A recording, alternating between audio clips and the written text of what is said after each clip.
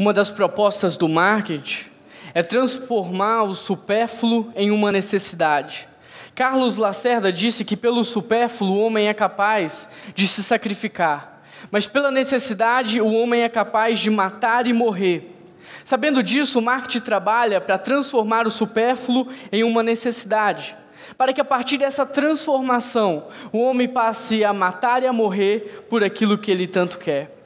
Percebeu a sacada do marketing? Por exemplo, você precisa ir e vir. Para isso você precisa de um meio de transporte. Mas que meio? Que transporte? Qualquer um, desde que te leve e te busque aos lugares que você precisa. Te levando e te buscando, qualquer meio de transporte serve.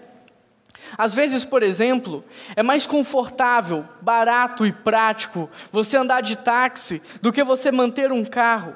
Mas o que é que o marketing faz? Ele transforma o ter um carro em uma necessidade. Mesmo que você não use sempre, mesmo que ele fique parado na sua garagem. Mas tudo bem, você já tem um carro, ele te leva, ele te busca aos lugares. Não satisfeito com isso, o que é que o marketing diz? Agora não basta mais somente ter um carro. Agora você precisa de um carro que tenha piloto automático, que o banco faça massagem em você, que o teto simule um dia ensolarado, mesmo nos dias de chuva, percebe? E porque isso se torna uma necessidade, agora você mata e morre para conseguir o que você quer. Mas talvez você diga, não, Juan, matar e morrer é muito forte para o que você está falando. Eu não faço isso para conseguir o que eu quero. Não? Tem certeza que não? Olha para a sua família. Olha para a saúde da tua família. Tem certeza que você não está matando a sua família só para poder trocar de carro todos os anos? Tem certeza que você não está matando os seus filhos só para adquirir mais um imóvel? Tem certeza que você não está se matando só para manter um estilo de vida acima da média? Esse é só um exemplo para te mostrar que nem tudo aquilo que você julga necessário ou uma necessidade, de fato é. A nossa cultura, por natureza, ela gera o descontentamento. Por natureza, ela tenta criar o descontentamento em nós. A maior parte das propagandas, elas tentam gerar um sentimento de vazio, transmitindo a sensação de que falta algo para ser feliz, transmitindo a sensação de que você precisa adquirir aquele produto que está sendo oferecido para que você encontre o contentamento, para que você encontre a felicidade. Mas quando você compra aquele produto, eles lançam um novo, o vazio volta e o ciclo do descontentamento continua. Vivemos em uma época onde os maridos estão descontentes com as suas esposas e as esposas estão descontentes com seus maridos. Vivemos em uma época em que as pessoas estão descontentes com os seus trabalhos e os seus funcionários, os seus patrões, os seus empregos estão descontentes também com os funcionários que trabalham ali. Os pais estão descontentes com os filhos e os filhos estão descontentes com os pais. Olhe bem para a sua vida. Pense um pouco na sua vida neste exato momento. Provavelmente você está descontente com a casa em que você mora, com o carro que você dirige, com o emprego que você tem, com o seu rendimento mensal, com o seu salário, com as roupas que você tem e com o seu corpo. É verdade ou não é? O descontentamento é tão sério que a partir desse pecado nós passamos a praticar muitos outros. Do descontentamento nasce a cobiça. Porque nós não estamos contentes com a nossa esposa, nós passamos a cobiçar a do vizinho. Do descontentamento nasce a ganância. Por não estarmos contentes com o nosso salário, vivemos a ganância de querer cada vez mais. Do descontentamento nasce a inveja. Porque não estamos contentes com a nossa vida, invejamos a vida de outras pessoas. Do descontentamento nasce a desonestidade, o orgulho, a soberba, as murmurações e por aí vai. O descontentamento é algo tão sério que ele mata. Ele mata a sua saúde, ele mata a sua felicidade, o seu prazer, o sentido de vida. Ele acaba com você. Por isso nós precisamos, em um momento como este, num culto como este, declararmos: basta, chega, não dá mais. Eu não quero mais deixar a vida me levar. Eu não quero mais nadar a favor da maré. Eu não quero mais ser refém das culturas insustentáveis desse mundo. Eu quero viver o que Deus tem para mim. Nem mais e nem menos. Eu quero viver o que Deus tem para mim. E sabe o que Deus tem para você? Sabe o que Deus tem para você? Deus tem para você uma vida de contentamento. Repita comigo: eu quero ter uma vida de contentamento. Agora diga para a pessoa que está do seu lado o que significa o contentamento. Não sabe? Como é que você acabou de dizer que você queria ter uma vida de contentamento, se você não sabe exatamente na prática o que é? Antes de qualquer coisa, eu vou dizer o que não é contentamento. E contentamento não é comodismo. Contentamento não é conformismo. Contentamento não é inércia. Contentamento não é você ser complacente, preguiçoso, passivo. Contentamento não é você desistir da vida, deixar de ter sonhos ou projetos. Não é nada disso. Mas Juan, se tudo isso não é contentamento, se contentamento de fato não é se conformar, estar acomodado, o que é então contentamento? Como é que nós alcançamos o contentamento? Para que vocês possam entender melhor, eu te convido a abrir a sua Bíblia no livro de Filipenses, capítulo 4, do verso 11 ao verso 13. Pois aprendi a adaptar-me a toda e qualquer circunstância. Sei o que é passar necessidade e sei o que é ter fartura. Aprendi o segredo de viver contente em toda e qualquer situação. Seja bem alimentado, seja com fome, tendo muito ou passando necessidade. Tudo posso naquele que me fortalece. Eugene Peterson traduz muito bem esse texto na versão A Mensagem, quando ele diz: de fato, pelo que me consta, não preciso de mais nada. Eu já aprendi a estar contente. Eu já encontrei a receita para estar alegre. Onde eu estiver e com o que eu estiver, eu posso fazer qualquer coisa por meio daquele que faz de mim aquilo que eu sou. Feche seus olhos, vamos orar mais uma vez. Peça a Deus que fale ao seu coração. Peça a Deus que fale aquilo que você precisa ouvir. Não aquilo que você quer ouvir, mas o que de fato você precisa ouvir.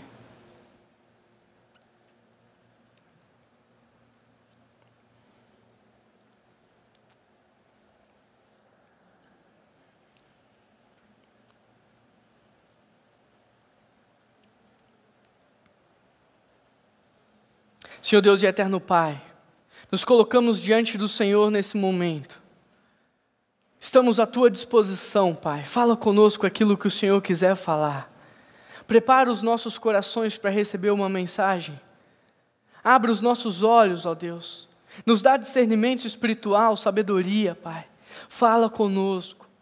A Tua palavra ela é viva e eficaz. E que por meio da Tua palavra o Senhor transforme a nossa maneira de enxergar. O Senhor renove a nossa mente. O Senhor mude a nossa vida, Pai. Deus, eu me coloco nesse momento também à Tua disposição. Usa a minha vida. E que toda honra e que toda glória seja dada ao Senhor, hoje e sempre. Amém. No mundo há dois tipos de pessoas, ou dois estilos de vida. Os pobres e os ricos. Qual desses dois estilos de vida você acha que entende melhor, participa melhor e vive melhor o contentamento? Os pobres ou os ricos? Pense um pouco. Sabe qual é a resposta? Nenhum deles. Porque o dinheiro não pode comprar o contentamento e nem a pobreza pode fornecê-la e produzi-la. Mas Juan, então o que é o contentamento? Como ele é atingido? Como é que nós alcançamos o contentamento? O contentamento é um dos grandes mistérios do cristianismo, porque ele não pode ser encontrado. Ele não é uma atitude externa, mas ele é um sentimento interno que gera uma atitude para com o mundo. Paulo pegou essa palavra emprestada dos estoicos. E na cultura e no contexto dos estoicos, essa palavra, contentamento, representava uma espécie de autossuficiência, na qual eles chegavam a um nível onde eles não precisavam de nada e nem de ninguém. Quando um pequeno objeto quebrava, eles diziam: eu não me importo. Quando um animal morria, eles diziam: eu não me importo. Quando eles viviam uma situação complicada, eles diziam: eu não me importo. Até chegarem ao nível de olharem para as pessoas da sua própria família e dizerem: eu não me importo com você. Mas Paulo, quando pega essa palavra emprestada dos estoicos, ele transforma o sentido dessa palavra. Porque para Paulo, contentamento não significa autossuficiência a ponto de você não precisar de nada e nem de ninguém. Contentamento para Paulo significa sim autossuficiência, mas em relação às dificuldades, às tribulações, os problemas da vida. Porque Paulo tinha autossuficiência, mas não nele mesmo, mas em Cristo que habitava nele. Por exemplo, em diversos momentos da vida de Paulo, ele poderia ter se sentido abandonado. Mas por que ele não tinha motivos para isso? Por que ele não sentiu isso? Porque Cristo habitava nele. Muitos aqui talvez não conheçam tão bem a vida de Paulo. Por isso eu queria ler um pequeno trecho, mostrando o que Paulo passou e o que ele viveu. Olha o que diz. Ora, trabalhei muito, fui muitas vezes encarcerado, fui espancado mais do que eu posso contar. Em vários momentos eu estive à porta da morte. 5 vezes levei 39 chibatadas dos judeus. 3 vezes eu fui espancado pelos romanos. 1 vez eu fui apedrejado. Naufraguei 3 vezes, fiquei 1 dia e 1 noite perdido no mar. Em viagens difíceis, ano após ano, tive de atravessar rios, enfrentar ladrões, lutar contra amigos e inimigos. Estive em risco na cidade e também na zona rural. Enfrentei os perigos sobre o sol no deserto, mas também nas tempestades do mar. Fui traído por aqueles que pensei ser meus irmãos. Sei o que é trabalhar duro, passar noites longas e solitárias sem dormir. Já fiquei muito tempo sem comer. Sofri com o frio e com a falta de agasalho. Para aqueles que não conhecem, esse é o Paulo que nos ensina sobre o contentamento. Este é o Paulo que disse ter aprendido o segredo do contentamento. Esse é o Paulo que faz uma declaração maravilhosa: eu aprendi a viver contente em toda e qualquer situação. Ao olhar para um texto como este, eu faço uma pergunta para ele: por que, Paulo? Por que você está contente? E então ele me responde: porque eu aprendi o segredo. Paulo, nos faça um favor, compartilhe conosco nessa noite o segredo do contentamento. Então ele diz: olhe para a minha vida. Olhe para a minha vida e você vai aprender o segredo do contentamento. Após lermos esse texto, só podemos chegar a uma conclusão: ninguém nasce contente. O contentamento não é um atributo natural do homem caído. Nós precisamos aprender o contentamento para experimentarmos uma vida plena. O contentamento, ele não inunda o seu coração só porque você faz uma oração nesse sentido. O contentamento vem de um processo de mudança, de transformação, de renovação de mente. Por isso, não importa a situação que você esteja vivendo, a dificuldade, a luta, a enfermidade, não importa o seu nível de descontentamento, há uma saída para você. E nós vamos aprender um pouco mais sobre o contentamento, olhando para a vida de Paulo. Em primeiro lugar, para viver uma vida de contentamento, você precisa reconhecer que Deus tem o controle de tudo. Que Deus tem o controle de tudo. Atos 16 relata o momento em que Paulo vai para Filipos. Ele chega na cidade de Filipos, ele conhece uma mulher de negócios, ele prega o evangelho para ela e a sua família, e a partir da mudança de vida dessa família, a igreja começa a ser plantada na cidade de Filipos. Logo após isso, Paulo expulsa o espírito de adivinhação de uma menina escrava. Mas os donos dessa menina, eles ficam bravos com Paulo, porque eles ganhavam dinheiro em cima dela. Então eles mandam Paulo para a prisão, eles batem em Paulo e colocam Paulo na prisão. Mas ao invés de ficar reclamando, chorando, Paulo passa a noite inteira adorando o nome de Deus, louvando o nome de Deus e orando. E Deus responde o clamor de Paulo, fazendo com que as paredes da prisão estremeçam. E as portas da prisão se abrem, as correntes caem. E a atitude de Paulo, naquele contexto, faz com que ele tenha a oportunidade de pregar o evangelho para o carcereiro e toda a sua família. E é interessante porque à medida em que a igreja de Filipos vai crescendo, é nítido que a igreja vai ajudando financeiramente Paulo nas viagens missionárias que ele fazia. Mas esse texto que acabamos de ler nos mostra que a igreja só conseguiu apoiar Paulo durante um breve período de tempo. Eles não conseguiram ajudar Paulo por muito tempo. Mas Paulo estava bem, ele ficou tranquilo com isso. Paulo, ele não entrou em crise, porque ele tinha uma confiança paciente em Deus. Ele tinha uma confiança paciente na provisão de Deus. E por causa disso, ele não se entregou ao pânico. Paulo estava certo que em determinado momento Deus agiria e supriria as suas necessidades. Hoje, olhando para essa história, talvez você diga: Juan, qual é o ponto? Qual é o cerne? Aonde você quer chegar? Quero mostrar para vocês que Paulo ele tinha uma confiança paciente na provisão de Deus. Não houve pânico no seu coração. Ele não entrou em crise porque ele perdeu o seu sustento. Ele não ficou desesperado. Ele não tentou manipular as pessoas a fim de levantar o dinheiro que ele precisava. Ele não tentou manipular e controlar toda a situação. Ele só esperou no Senhor de forma paciente. Há muitos anos atrás eu vivi uma experiência parecida com essa. No início do meu seminário, no primeiro ano de seminário, eu era sustentado por muitas pessoas para estudar manhã, tarde e noite ali naquele seminário. Só que com o tempo algumas pessoas começaram a falhar financeiramente. E aquelas pessoas que me ajudavam passaram a deixar de ajudar. Algumas perderam o emprego, outras viveram uma crise financeira. E com o tempo eu fui vivendo uma crise financeira tão forte, que eu olhava para minha esposa e dizia: Keila, para de comer. Para de comer. Não porque ela comia muito, mas porque eu sabia que se aquela comida acabasse, eu não teria mais dinheiro para comprar. E eu entrei em crise, e eu me entreguei ao pânico. Por conta disso, com poucos meses de casamento, a crise de ansiedade, o desespero foi tão grande, que com poucos meses de casamento eu vivi um princípio de infarto. Porque eu não confiei em Deus, mas eu aprendi com aquela situação. Durante todo o meu seminário eu vivi um grande deserto. Mas eu sabia quem era o meu Deus a partir daquele momento, e que Ele poderia cuidar de mim, e que Ele iria cuidar de mim. Todos nós podemos ter nessa noite uma confiança paciente em Deus, uma confiança paciente na provisão de Deus, porque tudo está no controle e nas mãos de alguém muito maior do que eu e você.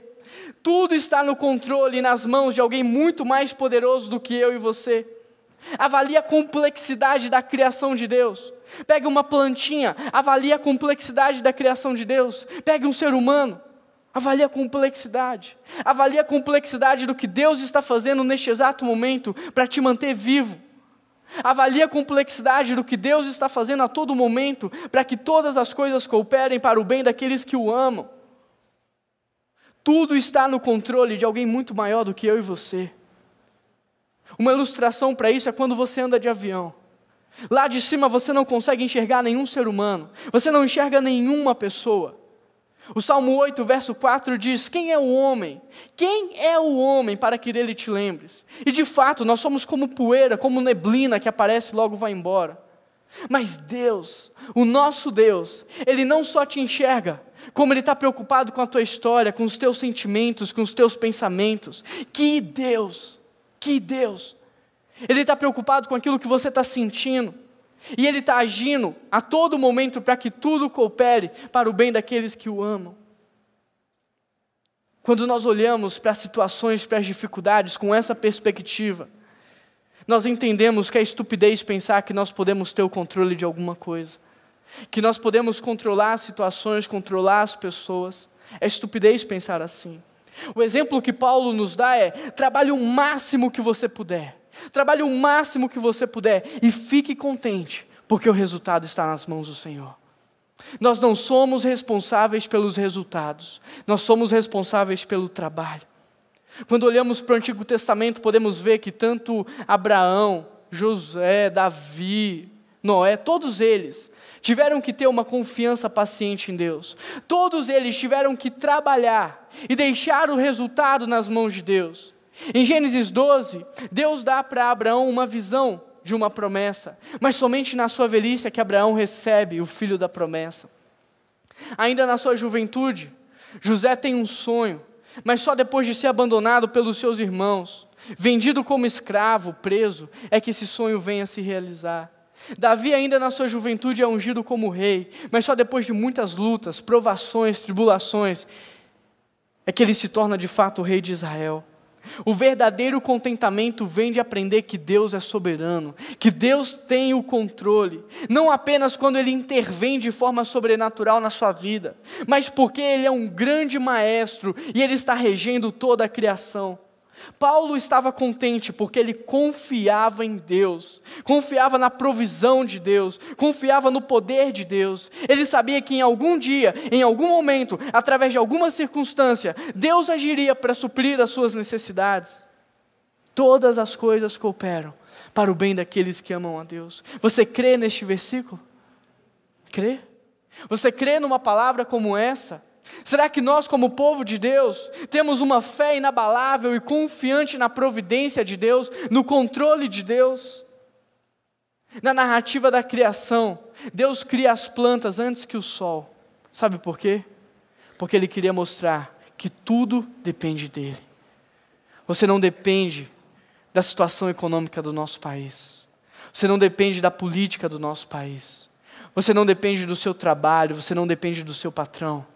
Em primeiro lugar, você depende de Deus. É Ele que te dá a vida, é Ele que sustenta a sua saúde, é Ele que cuida de você, é Ele que te protege. Você depende de Deus, é Ele que tem feito o maná cair todos os dias sobre a sua vida, é Ele que tem feito a água brotar da pedra, é Ele que tem te protegido, você depende dEle.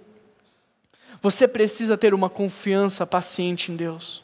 Você precisa acreditar que Deus está no controle da sua vida. Porque isso é fundamental para uma vida de contentamento. Em segundo lugar, para viver uma vida de contentamento, você precisa viver acima das circunstâncias. Acima das circunstâncias. Normalmente as dificuldades, elas roubam a nossa alegria, o nosso prazer, a nossa satisfação, o nosso contentamento. Mais do que qualquer outra coisa, a dificuldade, ela tem o poder de destruir a nossa satisfação, a nossa alegria. Mas isso só acontece porque nós depositamos a fonte do nosso contentamento em lugares errados. Depositamos as sementes de alegria nas coisas corriqueiras do dia a dia, quando na verdade deveríamos depositar a fonte do nosso contentamento em Deus. Mas nós depositamos na aprovação de pessoas. Se o fulano me aprovar minha atitude, aprovar minha fala, então eu vou ser feliz. Se eu conseguir aquele emprego, eu vou ser feliz, eu vou ser contente. Se isso acontecer, eu vou ser contente. Mas deixa eu te dizer uma coisa. As situações mudam, as pessoas mudam, mas Deus permanece o mesmo. Enquanto você depositar a fonte do seu contentamento em pessoas, em situações, você vai viver momentos de turbulência, momentos de oscilações, porque as pessoas mudam e as situações também, mas Deus permanece o mesmo. E por isso você precisa colocar a sua fonte de contentamento em Deus. Paulo, ele era ser humano, assim como eu e você. Paulo passou por diversas dificuldades, assim como eu e você. Paulo enfrentou muitas pressões, tribulações, assim como eu e você.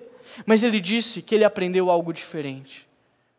Que ele aprendeu a viver contente em toda e qualquer situação. Nos versos 11 e 12, Paulo fala sobre aprender com os problemas, aprender com as situações adversas, aprender com as tribulações. Você precisa permitir que os problemas te ensinem. Você precisa permitir que os problemas, as circunstâncias te ensinem. Como cristãos, nós podemos viver hoje uma vida de contentamento. Nós não precisamos esperar a vida melhorar, a economia melhorar, a política melhorar. Não, nós podemos viver hoje. Mas para viver uma vida de contentamento hoje, você precisa olhar para os problemas da mesma forma como Paulo olhava. Enquanto estava preso, Paulo poderia ter pensado: eu sou vítima do sistema. Mas ao invés disso, ele pregou o evangelho. Ele escreveu cartas. Através do sofrimento, Paulo poderia ter aprendido a chorar mais, a gemer mais, a se fazer mais de vítima. Mas ao invés disso, Paulo aprendeu a orar mais. Quando Paulo estava preso, ele poderia ter dito: eu sou prisioneiro de Nero. Mas ao invés disso, ele disse: eu sou prisioneiro de Cristo. Porque quando Ele quiser, Ele me tira daqui. Ao invés de entrar em crise, ao invés de entrar em desespero, ao invés de entrar em pânico, apegue-se à promessa de que todas as coisas cooperam para o bem daqueles que amam a Deus. Toda crise, todo problema, toda enfermidade, toda doença, todo desemprego, tudo isso é passageiro, tudo isso é temporário. E além de ser temporário, coopera para o seu crescimento. Que Deus! Que Deus! Paulo suportou muitas situações difíceis, mas com ela, ele aprendeu a ser contente. Como é que você está olhando para os seus problemas? Como é que você está olhando para as suas dificuldades? Como uma vítima ou como um aluno querendo aprender algo novo? Como é que você está olhando para as suas dificuldades? De forma carnal ou de forma espiritual? Querendo crescer, amadurecer? Como é que você está olhando para a sua vida? Olha o que Paulo nos ensina. A nossa leve e momentânea tribulação. Eu não sei o que você está vivendo. Eu não sei o tamanho do seu problema, mas olha o que Paulo diz. A nossa leve e momentânea tribulação produz para nós eterno peso de glória, acima de toda a comparação, não atentando nós para aquilo que se vê, porque tudo o que se vê é passageiro, é temporário, mas aquilo que não se vê é eterno. Como é que você está olhando para os seus problemas? Como é que você está olhando para as circunstâncias que você está vivendo?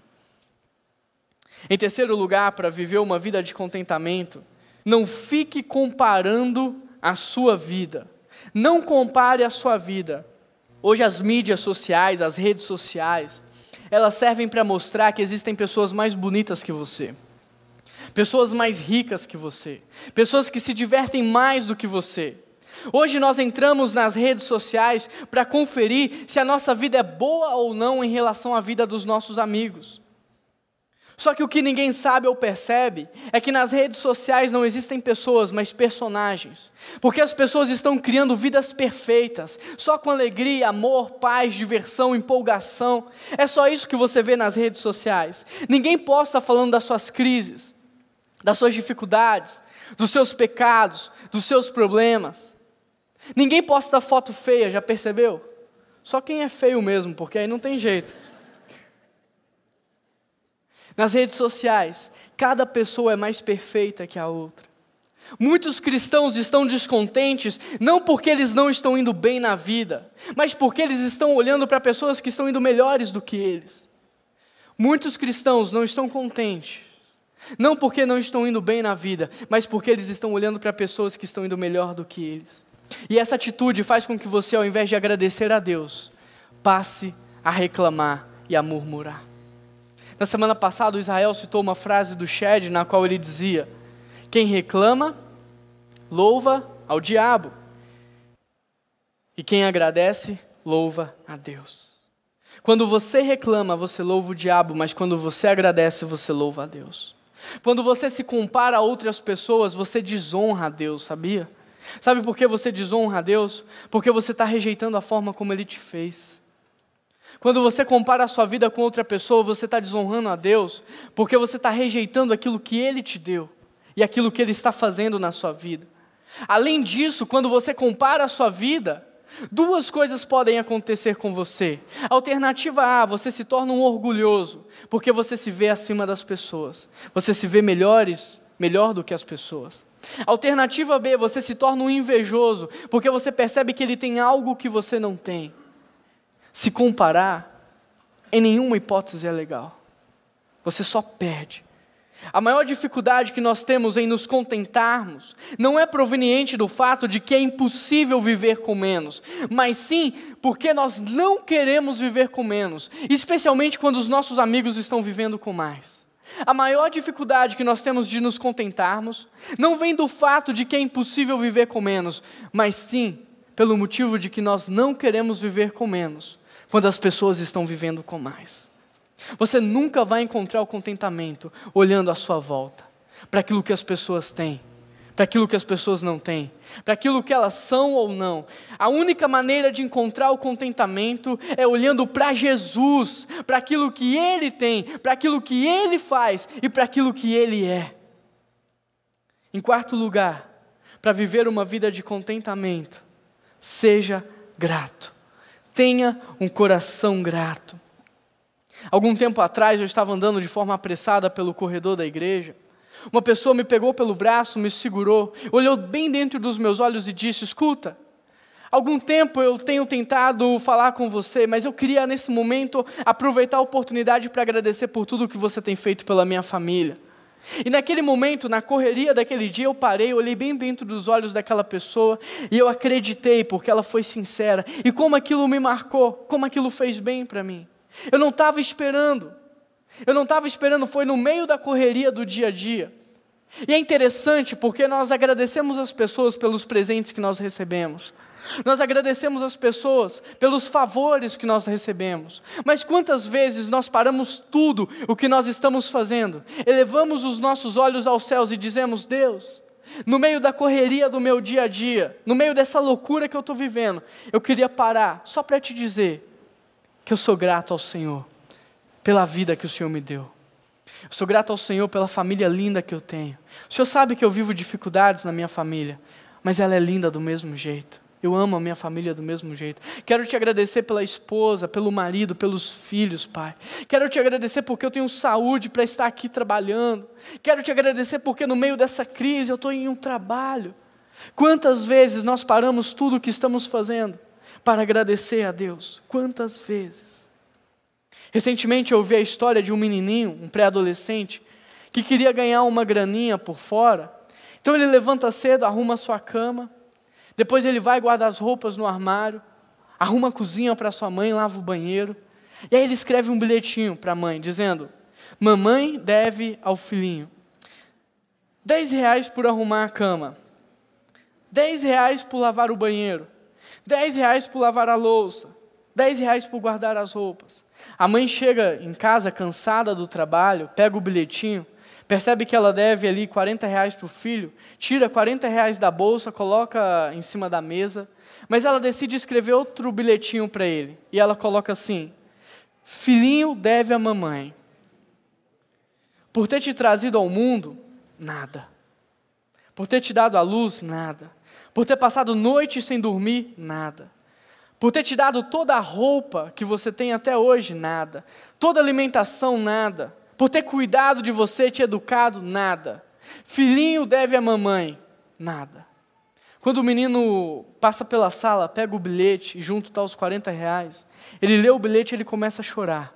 Ele sai correndo, pula nos braços da mãe e ele começa a agradecer à mãe dele tudo que ele não tinha se dado conta que ela havia feito por ele. Tudo que ele nem tinha percebido, mas que ali parece que a ficha caiu e ele começa a agradecer à mãe por tudo. Imagina se Deus escrevesse um bilhetinho desse para nós. Tudo que Ele fez por você só no dia de hoje, para que você pudesse estar aqui nessa noite.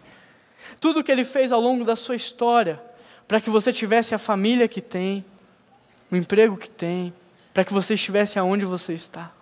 Talvez nós ajoelharíamos neste exato momento, com os olhos cheios de lágrima, e começaríamos a agradecer a Deus, por tudo aquilo que Ele é, por tudo aquilo que Ele fez, por tudo aquilo que Ele tem feito e por tudo aquilo que Ele ainda fará. Sempre que eu leio a história dos 10 leprosos que são curados por Jesus, e eu vejo que só um volta para agradecer, eu fico irado. E eu digo: Jesus não devia ter curado essas pessoas, que pessoas ingratas, sem coração. Mas sempre que eu penso assim, o Espírito Santo me lembra de tudo que Deus tem feito por mim, eu nem percebo. Sempre que eu penso assim, o Espírito Santo me lembra de tudo que Deus tem feito por mim, eu nem me dou conta. De tudo que Deus tem feito por mim, eu não paro para agradecer. Nós estamos tão focados naquilo que a gente não tem, que a gente esquece de agradecer a Deus aquilo que Ele já nos deu. Mas Filipenses 4, 6 e 7 diz: aquele que dá graças ao Senhor, recebe dele a sua paz. Gratidão é a mais bela demonstração de confiança em Deus. Quando nós somos gratos a Deus, nós recebemos dele a sua paz. E essa paz é fundamental para que experimentemos de uma vida de contentamento. Em quinto lugar, para vivermos uma vida de contentamento, tenha poucas necessidades. Aqui nesse ponto está um dos grandes segredos de Paulo. Tenha poucas necessidades. Olha o que ele diz: alegro-me grandemente no Senhor, porque finalmente vocês renovaram o seu interesse por mim. Não estou dizendo isso porque eu esteja necessitado, mas porque eu aprendi a viver contente em toda e qualquer situação. Outra forma de dizer isso no nosso bom e velho português é: eu estou feliz porque você se interessou pela minha vida. Mas está tudo bem, eu estou tranquilo, eu não estou precisando de nada nesse momento. Eu tenho tudo o que eu preciso. É raro ver alguém chegar a essa conclusão, não é? Eu tenho tudo o que eu preciso. Normalmente a gente vê as pessoas dizendo, olha, eu preciso comprar aquilo, eu estou necessitando disso, eu preciso adquirir aquilo outro, mas não, eu estou contente porque eu tenho tudo que eu preciso, mas não, eu estou satisfeito, mas não, eu não preciso de mais nada. Poucas vezes na vida eu ouvi alguém chegar a essa conclusão. Não porque essa pessoa talvez não tivesse tudo o que ela precisasse, mas talvez porque ela quisesse ter mais do que realmente era necessário. As necessidades humanas são bem simples. Nós é que complicamos. Olha o que o Paulo diz para Timóteo. De fato, a piedade com contentamento é a grande fonte de lucro. Pois nada trouxemos para este mundo, e deste mundo nada nós levaremos. Por isso, se você tem o que comer e o que vestir, fique satisfeito. Para viver, nós precisamos de alimento, de abrigo e de vestimenta. Mas o que o marketing diz? Se tratando de alimento, tem que ser gourmet. Se tratando de vestimenta, tem que ser de grife. E se tratando de abrigo, tem que ser alto padrão. O segredo de Paulo é que ele se satisfazia com pouco. E eu traduzo esse ponto dizendo que contentamento não é o resultado de se ter grande riqueza. Contentamento não é o resultado de se ter grande riqueza, mas sim poucas necessidades. Olhe para a sua vida neste exato momento. Quais são de fato as suas necessidades para viver? Do que você realmente precisa para viver? A ciência diz que nós precisamos de 4 elementos para viver: água, ar, comida e luz. O que a Bíblia diz? Que Jesus é a fonte de água viva, que Jesus é o fôlego da vida, que Jesus é o pão da vida e que Jesus é a luz do mundo. Contentamento não é ter tudo o que nós queremos, mas é desfrutar de tudo o que nós temos. Contentamento não é ter tudo o que nós queremos, mas é desfrutar de tudo o que nós temos. Você tem conseguido desfrutar de tudo que você tem em Jesus? Porque Ele é a fonte de tudo. A fonte da água viva, Ele é o pão da vida, Ele é a luz do mundo. Ele é o fôlego da vida.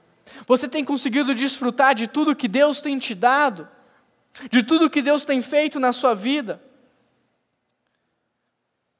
Recentemente eu vi a história de um homem que entra na sala do pastor da sua igreja.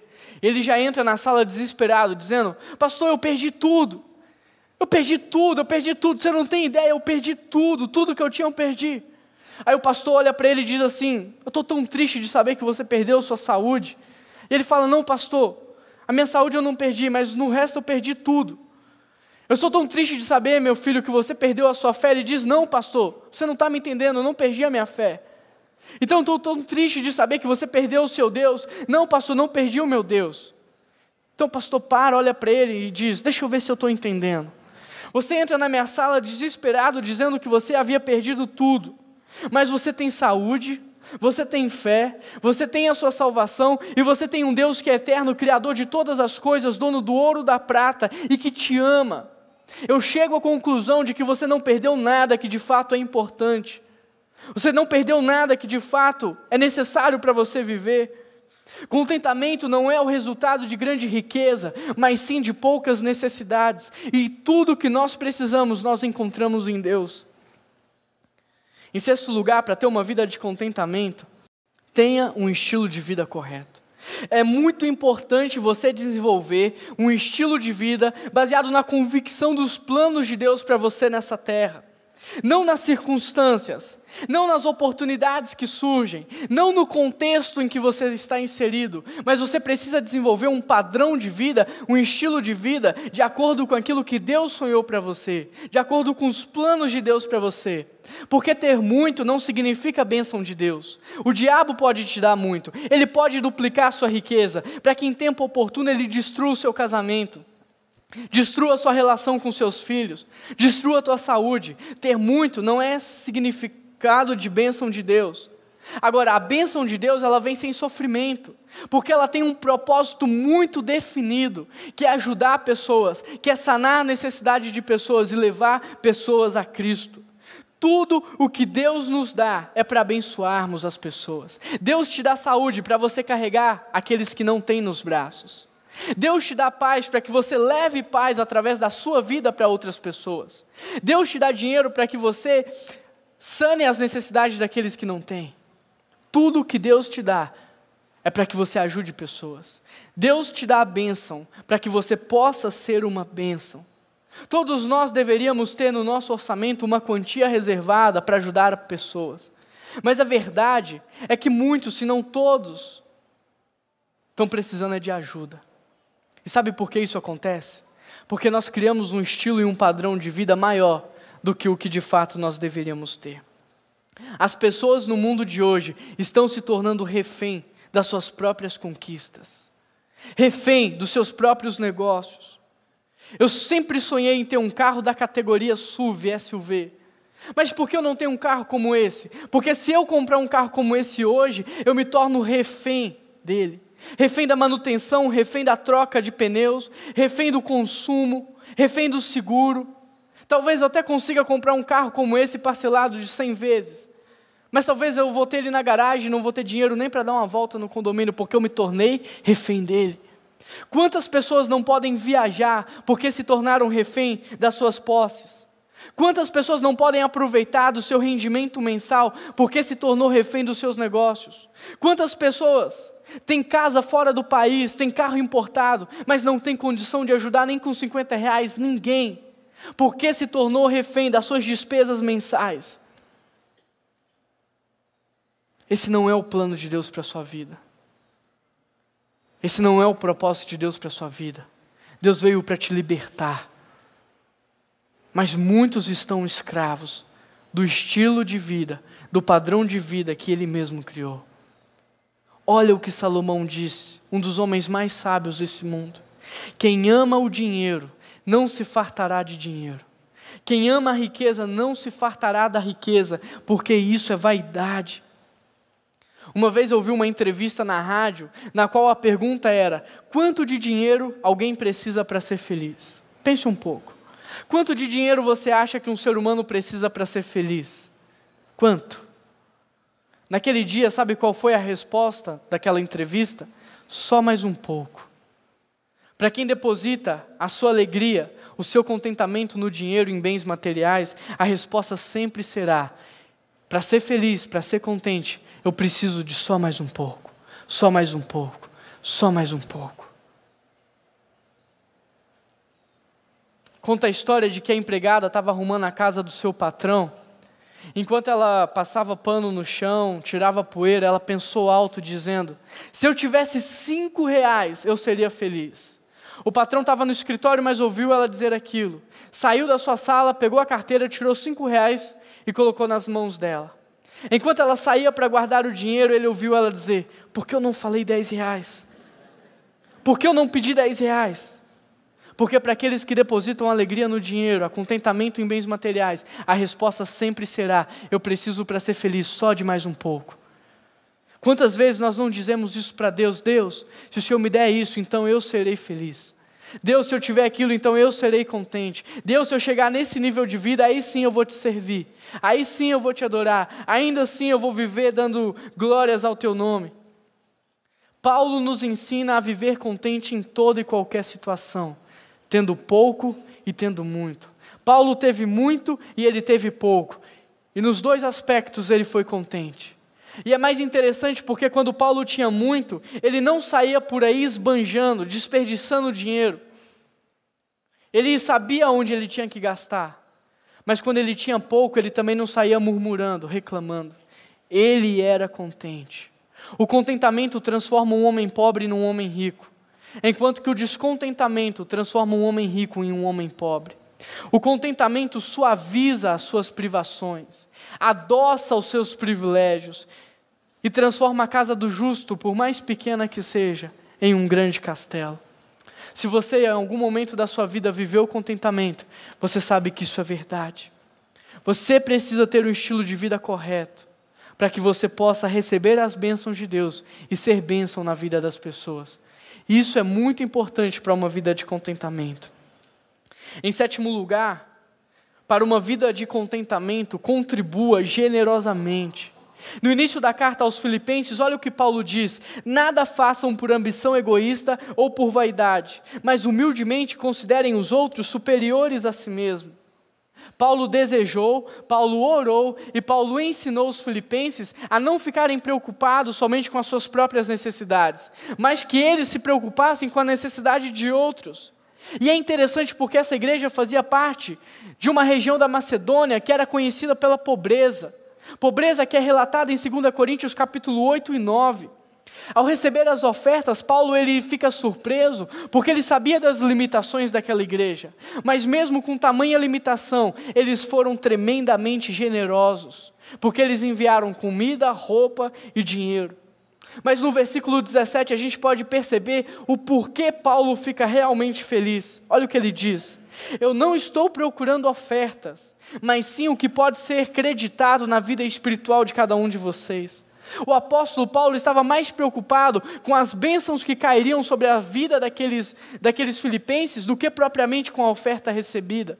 Porque quem conhece Paulo sabe que a preocupação primordial dele não era roupa, alimentação, não era nada disso. Paulo ele estava preocupado com as bênçãos que aquele povo receberia ao praticar um ato de generosidade. As Escrituras nos ensinam muitos princípios sobre generosidade. Olha o que diz Provérbios 11, 24 e 25. Há quem dê generosamente e vê aumentar suas riquezas. Outros retêm o que deveriam dar e caem na pobreza. O generoso prosperará. Quem dá alívio, alívio receberá. Provérbios 19, 17.